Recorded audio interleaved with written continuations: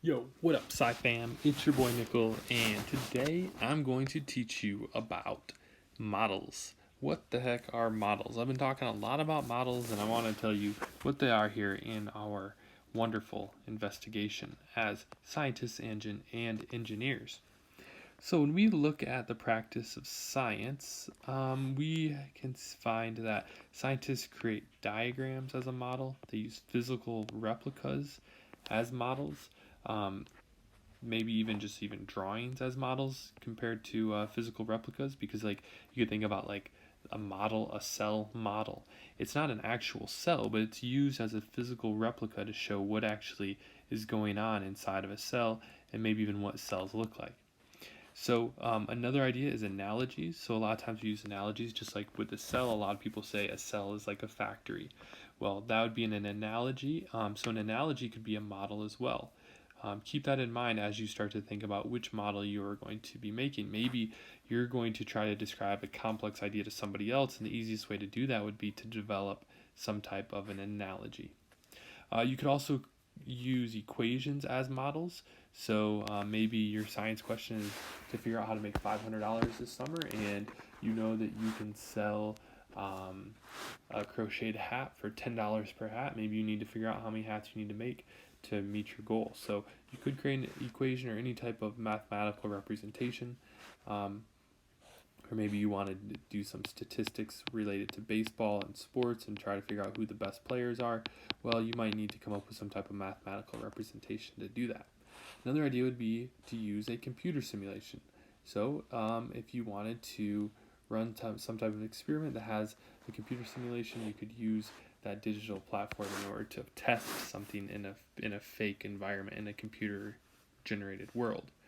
When we look at models of engineering, it's going to be pretty much just a couple different things. Prototypes, like for example, you think about like an auto show where they show the vehicles that will be coming like in 10 years. They make these prototypes, so they're not actual real cars that you can buy right now, but it's just an idea of what it would look like. So a prototype is like a basic idea to convey what your engineering goals are. It could just be some type of map. Maybe you're going to make a new computer, like complex microchips and processor, and you want to build a computer. Well, you might want to make a map of what that's going to look like before you start building, so that you know where all the parts go.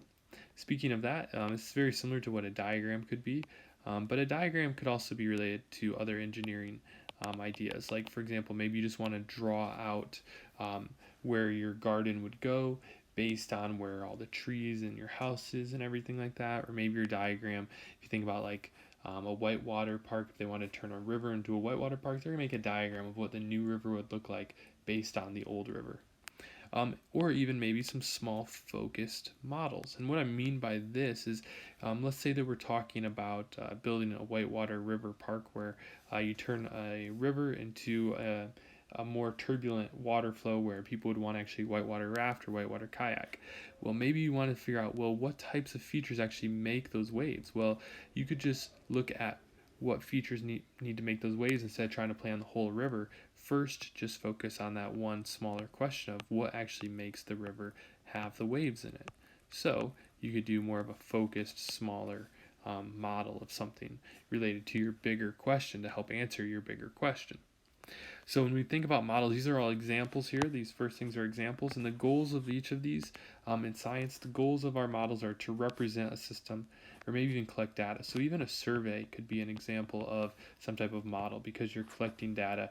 And it's actually some type of representation of a group of people. So you could do a survey as your product, and the goal would be to collect data.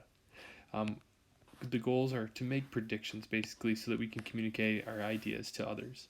Whereas with engineering, the goal is to analyze a system to figure out how all the parts work together and test for flaws to see what's not going to work. So again, to test all possible reasonable solutions and figure out where the flaws are to avoid those. And again, it's to visualize and refine the design, because sometimes when you visualize it and you actually see it, or you are able to mess with it and play with it and touch it and stuff, you realize that the design needs to be changed and needs to be revised. It's also a way though that you can communicate the features to other people who aren't tuned into all the parts of your engineering problem. It's a way that you can use that model as a tool to communicate. So the next steps, as you start thinking about what type of thing you can use for your model to help you answer your question, the next steps are important because it might help you really tune in what your model could be. So you're going to essentially interpret the results of your model, and you're going to use those results or use the evidence from your results, or at least your model should give you some type of evidence to support your conclusion to your guiding question. So think about this. You have a model. You're going to use the model. Let's say that's our model. You're going to interpret the results from your model or use your model as evidence to support the conclusions or what the heck your answer is to your guiding question. So think about your guiding question, how you can answer it. The answer to your guiding question must incorporate whatever you use as a model. So think about this. Your answer to your question involves your model. The answer to your question is the same thing as the conclusion to your guiding question. All right. Hopefully this gave you some ideas of one thing that you could do as a model for whatever your guiding question is.